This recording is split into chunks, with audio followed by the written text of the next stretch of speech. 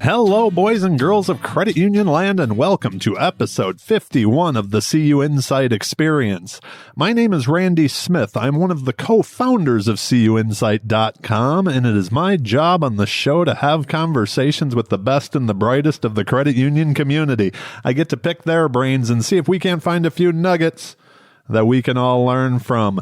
My guest on today's show is Tom Kane. Tom is the president and CEO of the Illinois Credit Union League, as well as LSC. And we find out on this episode he also hangs his CEO hat on a few other organizations as well. This conversation was a blast to have. We talked about Tom's path to credit unions from starting out at the CIA. That's right, the CIA, and how his path took him to credit unions and leading the Illinois League. We talked a ton about different leadership lessons Tom's learned along the way, some life hacks, the pace of change in credit unions, and what he thinks that credit unions need to do to stay relevant. This conversation was a blast. I hope you enjoy it as much as I enjoyed recording it and having it with Tom. So, without further ado, I give you my conversation with Tom Kane. Enjoy. Tom, welcome to the show.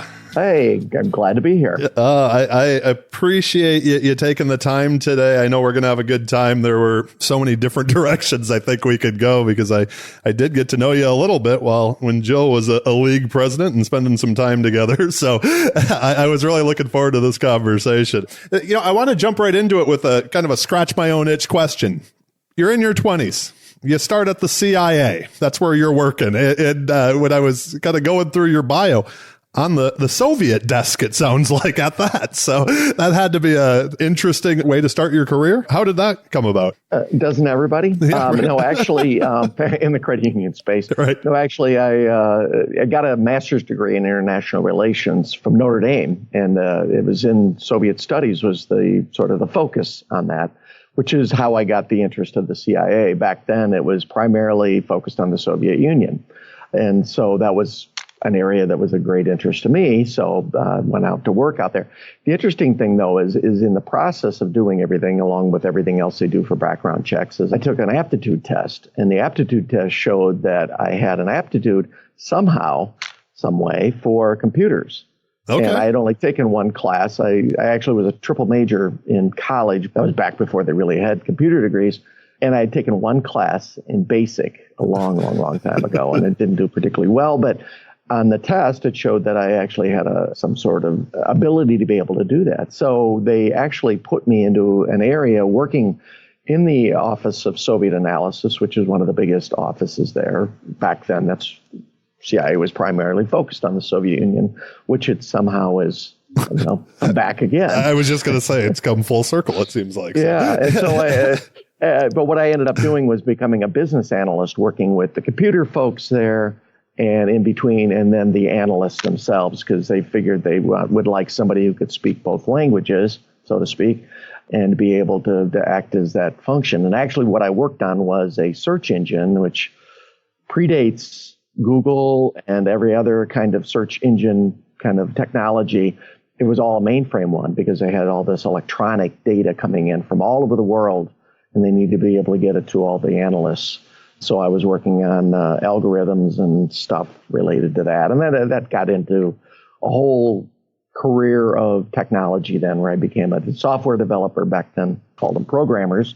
And then I got into systems and ran a data center and a variety of different businesses after that, after I left the agency. But it was a wonderful place to work, though. It really was as cool as what you think it is. From all of our Jason Bourne movies and stuff. Oh, well, maybe not quite like that. But I mean, it just had the people were just fascinating. And the CIA back then, and I assume they still do, they try to keep it as a big family, which probably is how it's most similar to a credit union, in that there's a mission and there's very family-oriented feel to the whole place. And, they even had a CIA choir, and they had their own intramural teams for everything because they like to keep it all in the family. My sister worked there, my wife worked there, and a nephew worked there. They're all sorts of family people because they always feel like if you're working there, you're less likely to betray your family as well as your country. They really like to keep it all together. So anyway, it was a great place to work, though. It was a family business, it sounds like. So, a question for you when I was, kind of going back through the bio, and as you're talking right now, are there any other league presidents that have an IT background? I don't think so. There aren't many CEOs in almost any position, really, except for technology positions that typically have usually, particularly in credit unions, you much more follow in, from a lending perspective or marketing or maybe finance. And that's the same, really in the league, among league presidents, you pretty much have people that came up through the political side of things. And then you have some business people as well, or association kind of people. I mean, I actually had, again, I got a master's degree in government, and I actually worked on congressional campaigns when I was, right after I got out of college. And actually, I met Jim Nussle on a congressional campaign back in Iowa, back in the early 80s. Jim was a senior in college, and I had just gotten out of graduate school. Okay. So he and I worked on the same campaign together, and then he went off and became famous, and I became obscure in the CIA. I was just going to say in the CIA world, Yeah, and then we ended up meeting up 30-some years later, which was really fun. That's pretty crazy. So both of you Iowa guys originally, right? Yeah, both are Iowa guys originally. So yeah, that's pretty cool. So you've been in credit unions now for 16 years. What have you? What are the biggest changes that you've seen, since getting into credit unions? And are you feeling optimistic, pessimistic about the future of the space? I'm always an optimistic person. Despite everything else, and particularly in the political world, which I'm, a big part of my job is that I still try to be optimistic with everything. But obviously the big trend has been consolidation. And as I always point out to people when I talk to groups, it's not just happening in credit unions. I have friends in retail. I have friends. I used to be in the telecom business. Right before I got here, I was in a startup telecom, and there were 430 some telephone companies at that time. And there's probably just a couple dozen at this point across. So there's big merger just went through there. So yeah, every industry is encountering this, and it's really a need for scale. And so when I got here at the league 16 years ago, there were 530 credit unions, and we're down to about 240 right now. And as I always point out to people, that's correlation, not causation, right? Because it's just what's happening in the industry. So I think as I go around the state and as I talk to credit unions, nobody feels like they're the right size. There's $10 million credit union. We actually have 43% of our credit unions are under $10 million in assets. So they certainly don't feel like they're the right size, but $150 million credit unions want to be 250 and 500 want to be $1 billion. And we just had our CEO roundtable of our 15 largest credit unions. So we had about 11 people in the room, and I threw that out there, and not a single credit union believed they were the right size to compete with the market they're competing. Because you get certain size, and there was a credit union over $10 billion in the room. They said, we're not competing with credit unions. We're not competing with regional banks. We're competing with Ally, or we're competing with Chase. And compared to that, a $10 billion credit union is pretty small. Right. So everybody, feels that need for scale. And so that's been, the biggest trend is the difficulty for that, particularly the medium-sized credit union, to find their place. And we have a very, very strong state charter here so we have more state chartered credit unions than any other state. 75% of the credit unions are state charters. And so we have a really good field of membership, and a lot of credit unions, expand their field of membership a lot. But the question that I always have, it's like the old joke about the dog chasing the car. What are you going to do when you get it? When you catch it. So, yep.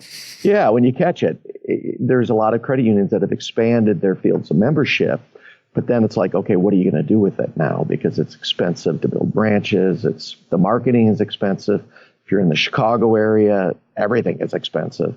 So it's a challenge for credit unions to figure out how do they survive, first of all, and then thrive in a very, very competitive market. So there's a question that I like to ask on the podcast, and that's, is there a belief or something that you think needs to fundamentally change sooner rather than later to maintain that relevance in such a kind of hyper-competitive, ever-changing world of financial services? No, I think go back to kind of three things when I talk to credit unions, particularly small credit unions who sometimes wonder about, everybody has, small credit unions going extinct. And the thing that I tell them, which I think applies to all credit unions, is you just have to have three things. You have to have a basic set of products and services, right? It's sort of table stakes that you have to have something that's of interest to members. And then membership. You got to have a plan to be able to grow membership. That sort of is the canary that I see in the mine for a lot of credit unions when I see the membership growth not happening or even a decreasing, because it's going to be hard to pay the bills if you are losing your members and you're not replacing those members and you're not growing your membership. And then the third one, particularly for small and medium-sized credit unions, is succession. Not only of the CEO, but of the boards as well. I mean, we're seeing where it's difficult. We talk about a trend. One of the trends that I think over the last 16 years that I've seen is people are much more selective about what they do with their time outside of work. The whole work-life balance thing. And volunteering at a credit union, it may not be as high on the list. I mean, I see it. I do a lot of things with my own church, and I see that with the church is that there's just fewer and fewer people, and people are much more selective. So credit unions are having that difficulty too, but certainly at the CEO level, when you get a smaller credit union, then certainly a long time CEO there, trying to find a person to replace them can be way more expensive than a board is ready to pay, or certainly used to. Right. And then just to find somebody can be difficult. So, and this isn't a unique credit union. We have kind of a unique situation here in Illinois in that we work very, very closely with the community bankers. In fact, I just got a thank you note the other day from a community banker who I referred or endorsed for a federal home loan bank here. So based on a request that I got from the Community Banker Association, we work with them very closely. And so I've talked to a number of community bankers, and they're facing the same issue, particularly in the rural areas. And that's even an interesting situation because they own the bank, a community banker will own a bank, and they go, my kids don't want to live in this town, much less run a bank. Right. They want me to sell the banks, give them the money. And, credit unions are a little different, but the same challenges, just finding good people to carry on the mission. Absolutely. That brings up another question that I had. I mean, you wear a couple different hats there. You're the CEO of the league, but you're also the CEO of the Service Corp. And as you said, I mean, LSC works with a couple thousand credit unions nationwide, but also, with the community banks. So how do you balance that? And is there something, you just mentioned one of the challenges that credit unions and community banks are sharing. Is there other things that you've learned from working with, kind of a broader scope of the financial services sector? Really, unless you're one of the largest banks in the country, I mean, it's going to take collaboration. I mean, I think that's just a general message, and that's what credit unions do so well. Generally, they do pretty well at it, and I think they really try to do that as well. But wearing so many hats is kind of one of the things that makes the job so much fun. It's really difficult to explain what I do in the typical elevator speech at parties. What do you do? And I'm like, okay, I run this trade association. In fact, there's 5 legal entities that involved as a part of the Illinois credit union system. So we have the league, we have our trade association LSC, which you mentioned. We do card programs for 2,200 credit unions across the country. We have our foundation, just like a lot of states have. We have our CUIPAC, our political action committee, like a lot of, and there's just a fair amount of administration, overhead, and governance that goes along with all those. The other thing we have, which is unique in the country, is a credit union. So I'm actually the president of a credit union. Okay, I did not know that. You didn't know that, yes. So that gets me into some conversations and certainly gets me involved in things. And because we run it just like a regular credit union, it's an all volunteer credit union. The only physical manifestation we have is an ATM in our lobby. So we do have that. But I'm the president of an all volunteer credit union. And we really established this a long time ago to be able to issue cards with our card programs. So we can issue prepaid cards, we can issue credit cards. But we have meetings every month, just like a regular credit union. We have exams. We put in, submit our 5,300 reports, all that kind of stuff. It is state chartered and privately insured, so the NCUA technically doesn't have anything to do with it. But we have had 5 NCUA exams of our CUSO LSC because we are a provider to small credit unions primarily. And so they view us as a critical vendor. So they've been in. So I experience all the pain, all the joys of being a regulated financial institution. The question that was popping through my head there is, do you have 5 different boards you have to deal with also? That could be a whole nother show. Oh, yeah. 5 different boards. We have meetings. Oh, yeah. All that kind of stuff. So, yes. You keep busy. All the governance of 5 different organizations. And they're all, picked different. Some are elected. Some are selected. So all the different things that go along with that. So, yeah, there's a fair amount of overhead. But the fun part of it is so many different things to have to deal with. One moment I'm dealing with something with politics or, banker attacks happening here in Illinois. And the next meeting is, about a enhancement to a card program. Absolutely. We're trying to figure out how we sell out, our prepaid program outside the credit union space or something like that. So a lot of different, very wide variety of different topics that I end up having to deal with. Keeps you busy and entertained, I'm sure. One thing that I did want to throw out there before I had a question on, because I absolutely loved this before I move on to the second part of the show, was I was a huge fan of the CUInsight campaign that you guys were doing, like leading up to International Credit Union Day. Could you, I guess, tell our listeners, if they're not familiar with it, more about it and what was the motivation behind it? Like I said, I absolutely loved what you guys were doing there. Yeah, it really was collaboration at its best, an example of that. And actually, I give a big shout out to Mark Cummins, my counterpart up in Minnesota, because I actually picked this up at a meeting, and I love coming to the meetings with league presidents when they bring up ideas that they've had. And so they've had a program for a couple of years called CU Forward. And really what it is about trying to get as many credit unions as possible. And in our first year, we targeted to get 20 credit unions to do on a single day, and we picked Columbus Day. That was the one that Minnesota selected with their program. On Columbus Day, which is a day off for most credit unions and a day off for us, to try to get as many credit unions to do a community service project on that day as possible, and then just publicize the heck out of it as to what everybody is doing. And so we ended up having, like I said, our target, and we made this a corporate goal, so the board was holding us responsible for this.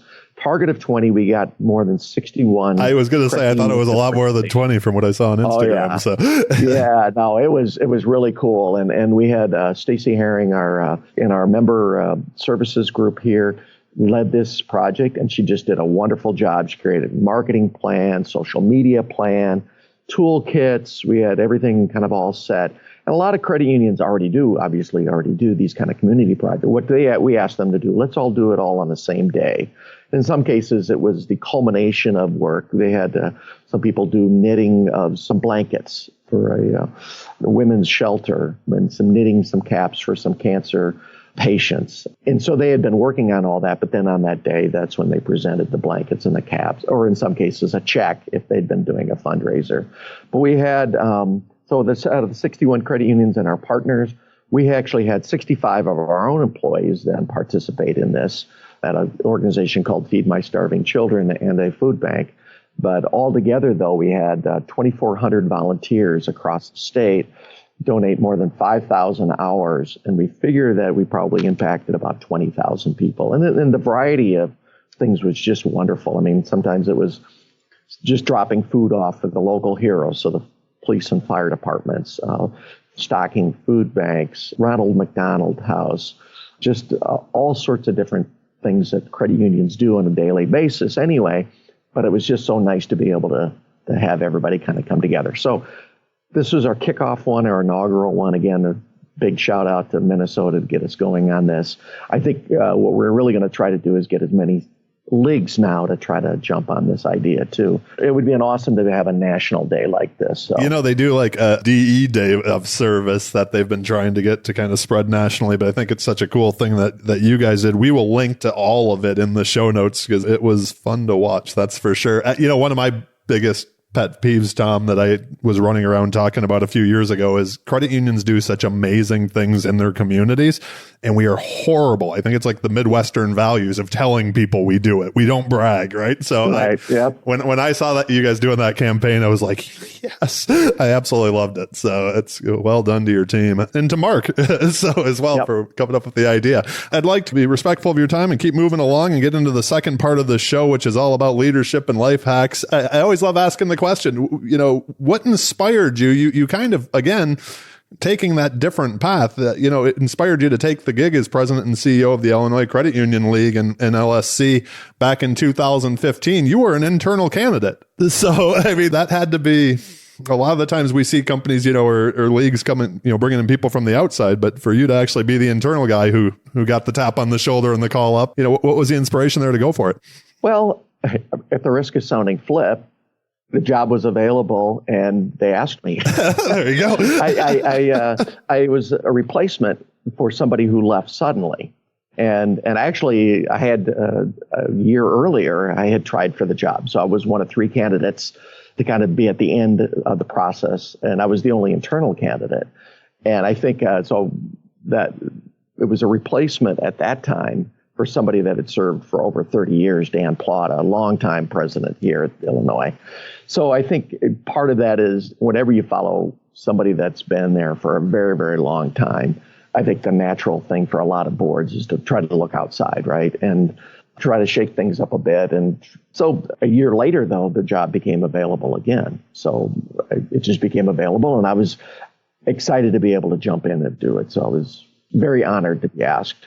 This wasn't something that I sent you over, but it just sparked a question in my mind, because I'm sure a lot of people in their careers, probably all of us, will deal with getting passed over for a promotion that we wanted. But it sounds like you kept your head down a year later. Who knows how life's going to change? And all of a sudden, there you were. Was there any tips or things you could share with people maybe that are in a similar position where they're like, man, now what am I going to do? I guess like with that job didn't happen. Yeah, well, it was interesting because I remember at the time, I mean, people knew me, of course, here. And so they were disappointed for me when I didn't get it. And they were like, well, maybe the person's not going to be any good. And I'm like, it's like, you can't root for that. Life is, right, yeah. No, not at all. I mean, I said, I just hope they're phenomenal because I want to see this organization go forward. But the other part of it is life is too short not to be happy in what you do. And it's too hard. You don't leave it at home if things are going poorly. So to your point, I think part of it is just, move on. First of all, that's what you have to do. And either decide that you're going to stay and be a part of the solution or leave. Yep. And it was funny because I've had this conversation with a couple of other leaders, including Chuck Fagan, who we've had a number of Chuck and I have had a number of conversations about the similarities of what ended up happening with both of us, except Chuck left for a while. Yep, he went to CUIs. He went to CUIs and then came back. And in some ways, I wish I had. I was in a little different situation. I had 4 kids. I had 2 kids in college at the time. It was a little harder for me just to kind of pick up and decide I'm going to move. On the other hand, in retrospect, I'm so glad that I didn't, that I stayed, and that there was the opportunity came. But it was tough, though. To stick around and because at the time, I certainly didn't think that there would be that chance again. So I kind of thought, well, that was my shot, and I didn't get there, but. And then it came back around. I've had conversations with Chuck before too, and it does similar. Like he felt like he had to go back home, right? It was like the dream job came open. He didn't expect it. You're over 4 years in now as the president and CEO. Has the inspiration changed? You were with the league before, but being the guy in charge, where the buck kind of stops with, has the inspiration changed with time on the job the last 4 years? I think so, in that I think my inspiration at first was sort of to fix some things, right? It was really very tactical at the time. Now I look at it as much more strategic. We had not been a very active league, I think, I think we really, stuck to our knitting here in Illinois and had a great league from a state representation standpoint, a political standpoint. Didn't really do much outside the state, though. We weren't particularly involved. So a lot of what I tried to do initially which is naturally not one of my strong suits, is to sort of push myself into the spotlight and to try to jump in and put the spotlight on me, basically. But I kind of felt like I needed that from a big state, from a big service corporation or a bigger league, that we actually needed to take a leadership position. So I think that's kind of what I'm looking at now versus when I first took over the job. It was more of, we've got some fixing to do. We got to kind of mind our own store here, get things kind of taken care of. And then really over the last year, it's been trying to much more outward. So it's why I ran for the CUNA board. I didn't particularly looking for it as a stepping stone to anything, particularly at my age. I'm not looking for that. It's just really, I think it's important for the credit unions in Illinois. I think it's important for credit unions to get the benefit of my experience. And I'm not looking to do anything other than just to figure out how I can help this organization move forward and credit unions as a whole. And help the whole system. Yeah. So it sounds like, what you're just saying there, that like you had to kind of shore up the ship at home. And now that you have, you're moving out to help the broader movement. Question I wanted to ask you, how would you describe your leadership style? I would say humble and calm. I think that's one of the things that I've learned over the years is that's really important for leaders. I've seen all sorts of leaders. One of those questions you probably have is like, what have you learned from people? Yeah. I've learned a lot of bad lessons. I've had some really good leaders, but I've had like more bad leaders. Okay. And so I had a teacher in high school in a drama class actually tell me, you can learn more from bad theater than good theater. Yeah. When you see something bad, you know exactly why you don't like it. Yep. But when you see something good, sometimes it's hard to tell why it's good other than it's just good, right? And so that's a great point. I have had a lot of, and one of the things that I've learned is to stay calm. I think particularly as you move up within an organization, the higher you go up, the more people react to whatever mood or whatever reaction you end up having to things.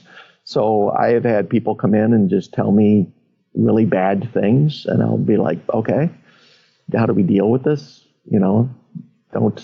They may leave and I may throw a stapler. No, I've just realized it doesn't do anybody any good. People look to a leader to react in a way that empowers them to do something about it. I've always been very collaborative too. I really lean heavily on my team and others to bounce ideas off. I have a lot of ideas all the time. I understand that. I call it and I call it my dumbass idea of the day. It's either in the shower, on the drive in from work, waking up from a dream. I get that completely. We should think about that. And I always caveat it always with everybody. It's like, okay, so this is my dumbass idea of the day, and I wait to see what they think. And if they don't just laugh at it or say, okay, then I'm like, okay, maybe that's something we should think about. Maybe we should put that on the list, right? So, but I learned a long time ago. I'm not doing those things unilaterally. It's talking to other people. It's figuring out, okay, does this make sense? It sounds like you have a lot of communication with your team. What is the greatest strength of the team that you've put together there in Illinois?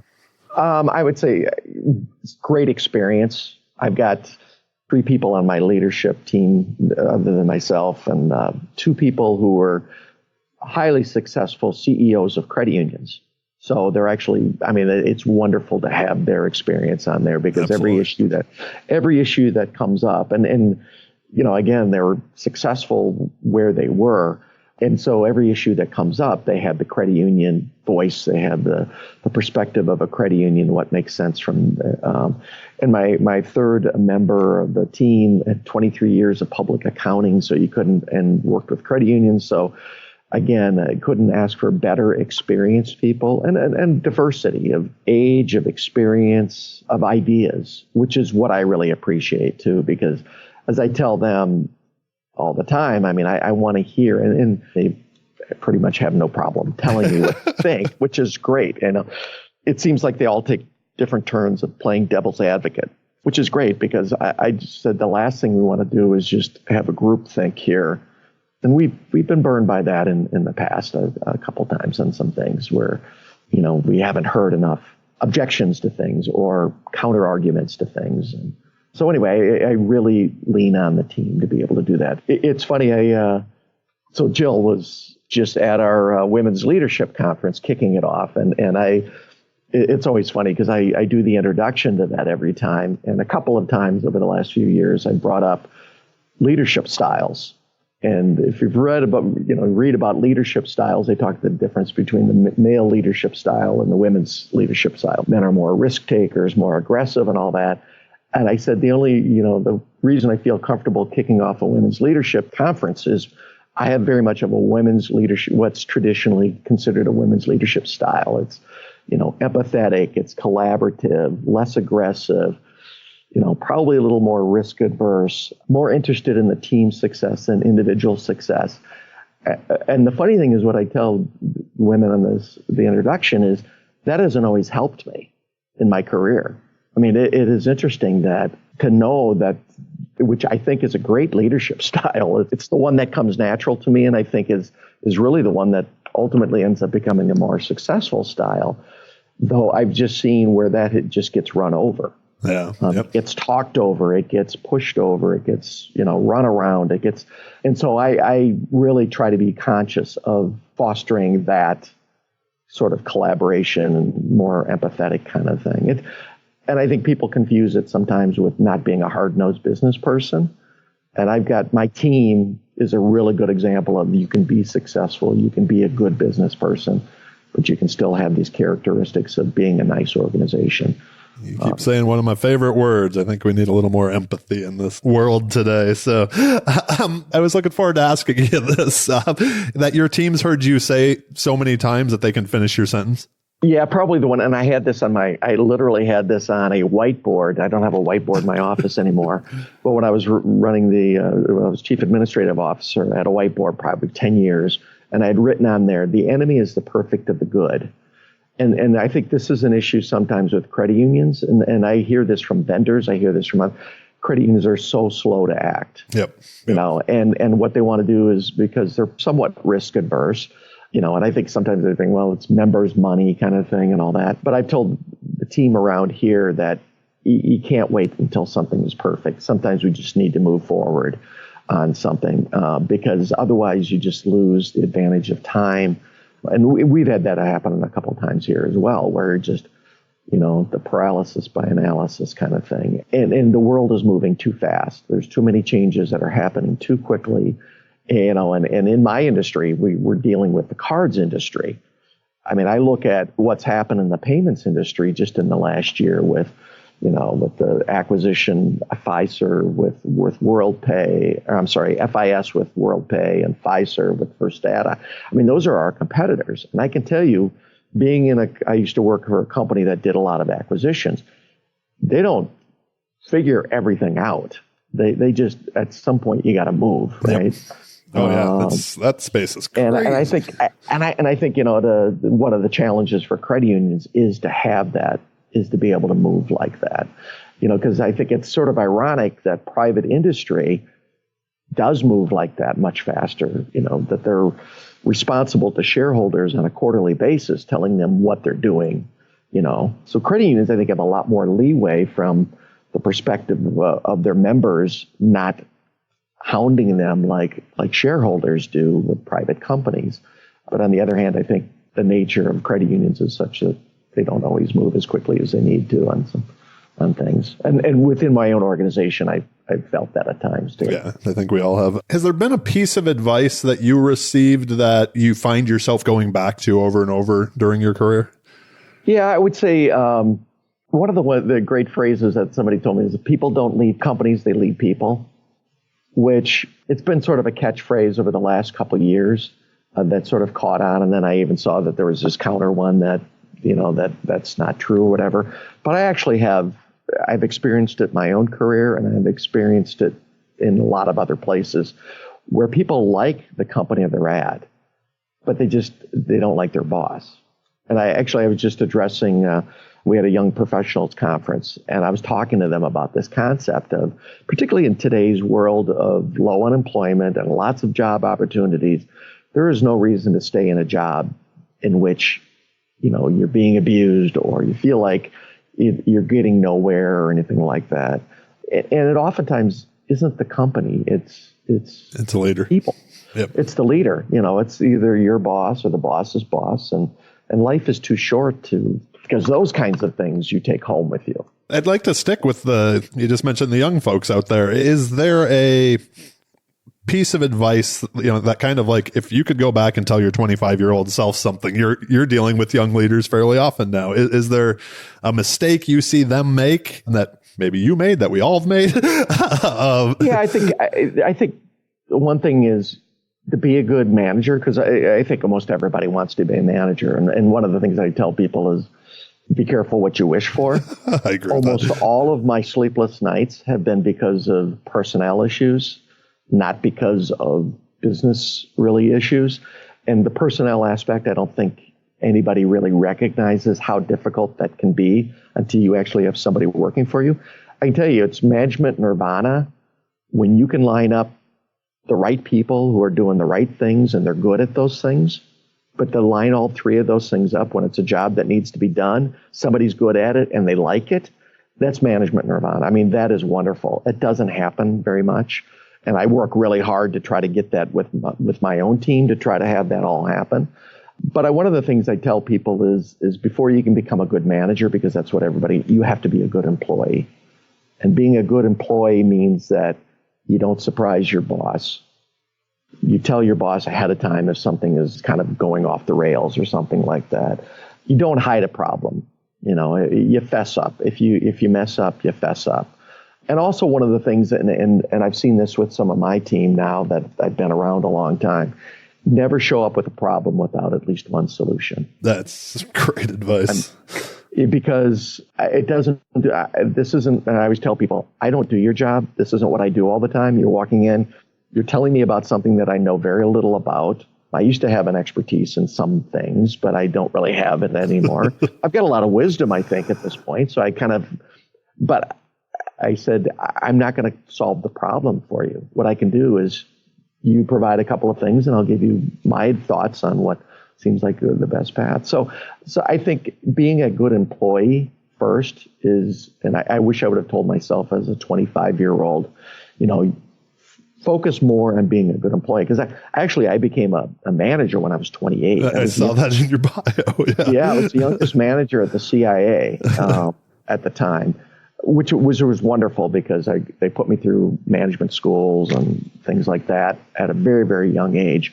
But there's nothing like experience, and there's nothing like what happens when you actually have people reporting to you. So that's some good advice there. That's for sure. I want to keep moving along here. If you have a free day, nothing else on the calendar, what passions do you have outside of credit unions? What do you do to recharge? You mentioned work-life balance earlier. What does that work-life integration look like to you? I know how crazy you guys in the ULPs are out there. So with your schedules, so really, it all involves my family in one way or another. I have 4 kids. They're 4 adult children now, but I see them all the time. 3 of them live in the Chicago area. So literally Sunday night, my kids all made dinner for my wife and I. They're doing family appreciation Sunday nights now. Our family appreciation nights, or my kids come over and they make dinner, which is wonderful. Oh, that's fantastic. And they all love to cook, and so it's great. We end up doing a fair amount for our children, as all adult parents do nowadays. I guess it's a very generational thing now. So that's a big thing. The other thing is I just do a lot of work around my house. I've had 3 old houses in my life, and every one of them has needed lots of work. So I've done a lot of renovation work. So in my current house, I'm kind of, now that the kids have all moved out, kind of going from room to room and renovating. And there's almost nothing, particularly in the world of YouTube now, there's almost nothing I won't that you can't learn. No, it's so easy now. I used to do books and stuff, or, do electric work, and I'd look up a book, and now they show you exactly everything you step do. So I love to do that. I work outside, or I actually just finally hired the first person ever to do painting. I have a 3-story house, and my wife is like, "You're not getting on the ladder again to do painting." So finally hired somebody to do painting. To paint pretty much do everything else. So that's what I do in my free time.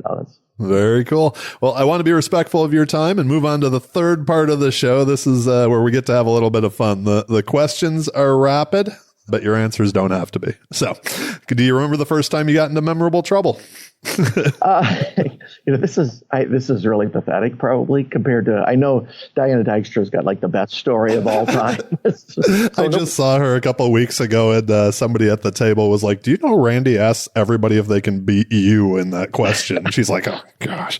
So, I mean, I'm a product of 18 years of Catholic schools and parents that 7 kids in my family, and so I got my knuckles wrapped all the time. I'm pretty sure they didn't have the diagnosis back then, but I'm pretty sure I'd been an ADHD. So I did get into trouble a lot. I just remember getting pulled out. And ironically, this was in a public school. I got pulled out and a guy just whacked me in the butt because I was just messing around. So a memorable trouble. I mean, that one was memorable. That was memorable. Getting pulled out of a class, taken into the hallway, and getting. So again, you would never get away with anything. Yeah, like that. But, particularly with all the nuns that hit me with rulers and everything else that ended up happening. But no, there was a paddle in the office of my grade school principal in northern Michigan. So yeah, that stuff doesn't happen anymore. Do you have any daily routines that if you just don't do, your day feels off? So this will probably make me a little different than normal. I have absolutely no routines at all. Really? None. Your routine is not having one. No. And even when I commuted into the city for 13 years on the train, and even then I never got on the same train. I never got on the same car. I mean, if I would walk past people and they would be in the same spot every single, So I take different routes to work. I get up at different times. Sometimes I work out in the morning. Sometimes I don't. Tomorrow I've got, and part of it is the job. So tomorrow I'm out of the house at 5:30 to travel down to, downstate Illinois to visit some credit union.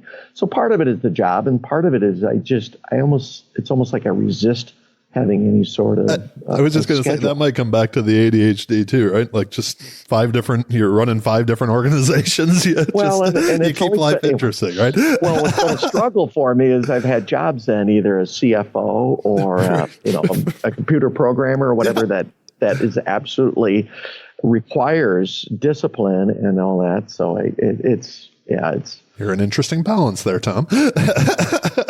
The random question: what's the best album of all time? That one you'd take with you on a desert island. Wow. Okay. So it's Bananarama's True Confession, no, I'm just kidding. I would. It's going to be awesome. I bet nobody else has Bananarama. You were the first to mention Bananarama. Yes. Okay. No, actually, I would say Vampire Weekend's eponymous album, the Vampire Weekend album. Yep. Which it's funny because I don't really even get albums anymore. I don't think nobody does albums. And so, but I have Vampire Weekend is the group that I have on my Pandora channel. And so when I was actually trying to figure out an album, I went back and I'm like, oh, I like all these songs. And I realized these are all on a single album. And I love every song on there. So Vampire Weekend is, because a lot of times you get people that are my age or around my age and they're like, go back to the 80s and 90s. That's the reason I ask about albums. If we were doing this as a young leader podcast, we wouldn't be able to. So, but this was really my kids' influence on me. I mean, that was 10 years. This came out about 10 years ago and my kids were all into sort of alternative rock kind of stuff. And so that was what was playing around. And my son actually is in the music business. He's works for a music agency out in California. So he's the one who's really kind of turned me on to lots of different types of music. As you know, Jill and I are both readers. We have a stack of books in our house. Most of them come from people recommending them to us. Is there a book over time that you've either gifted to others or you just think everybody should read? This is where I'm going to show my age because this goes back to probably the first business book I ever read, In Search of Excellence, which when you read it now, it almost seems trite, some of the lessons that are part of that. And when you look at some of the companies they featured, Wang, and see, that aren't even exist or that have done badly. But this was one of the first books that I recall that really brought up the importance of people, whether it was people being internal people and driving sort of the culture of an organization or the focus on customers too. So they have these 8 different kind of lessons or whatever that they have within there. And I think all of those, when you look at them, seem now so basic and so common knowledge kind of things, but it was pretty revolutionary at the time. And I think it's interesting, again, about the companies that no longer exist that are in there, that were considered excellent. And the same with good to great. I was just going to say, I read that again over the summer because it'd been a few years. And yeah, and you look at some of those companies, but I think what it goes to show you is it's not necessarily, sometimes it's just circumstances too, and industries change and all that. But oftentimes it's the leaders that change, so you look at General Electric with Jack Welch. He left, and that company has just gone. Struggled ever since. So, it really does matter. People really do matter. That's true. As you've gotten older, what's become more important to you? And my favorite part of this question, what's become less important? The more important is probably not all that dramatic. It's my health. I actually am in great health, but as I've gotten to a certain age, I see more and more people, younger and older, that are really struggling with their health. And I think in 16 years here, I've had 4 sick days. So knock on wood, that will continue. But it's also as I get closer to the end of my career, and I'm like, I want to be able to enjoy after my career. My dad died a few years after he retired. He was a smoker and he died of lung cancer. And I'm like, I want to be able to enjoy, my days after I'm done here. And also just to stay healthy for my job too, to be able to do everything. So what's less important, is kind of an odd answer, but it's my free time. And this goes back to my kids are all gone. And I got this job right when my last son was going away to college.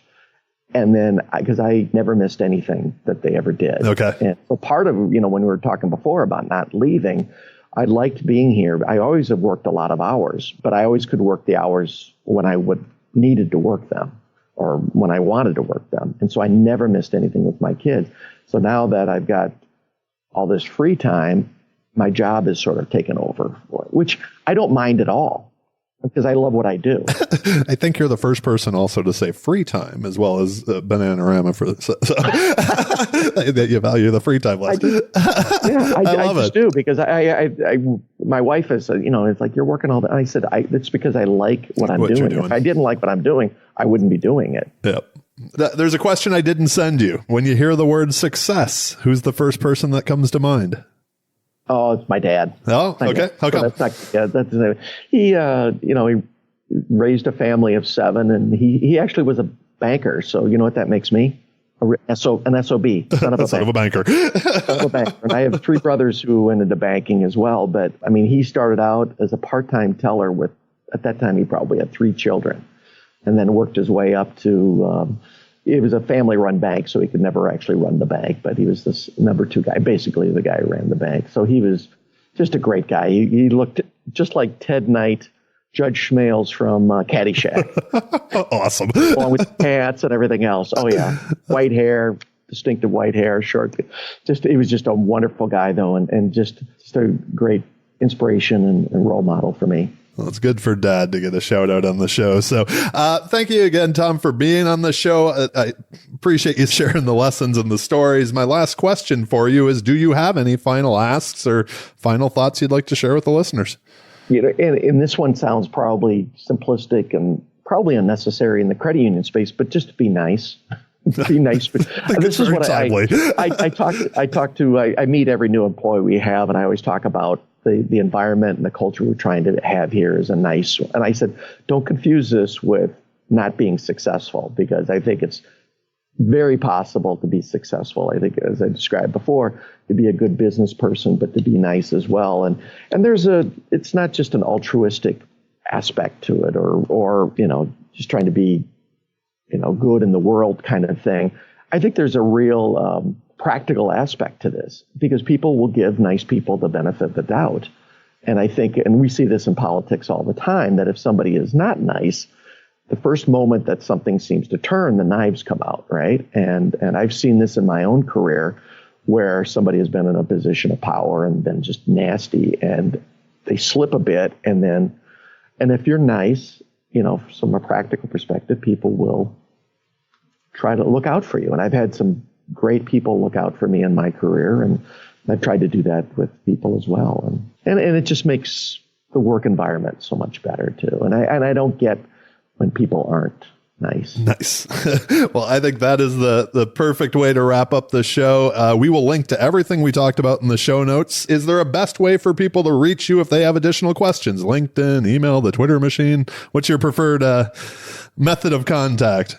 So my newest one, and I got all of 57 followers on Twitter, which is up from 8 this summer. But I'm at Thomas H. Kane on Twitter. But LinkedIn is probably the best way. It's easiest to follow. I got a lot of followers there. Well, we will link to you there and put everything, like I said, in the show notes. Thank you again, Tom, for taking the time today. I greatly appreciate it. Hope you have an amazing day, and all of our listeners do too. Thank you. Appreciate the opportunity to chat for a while.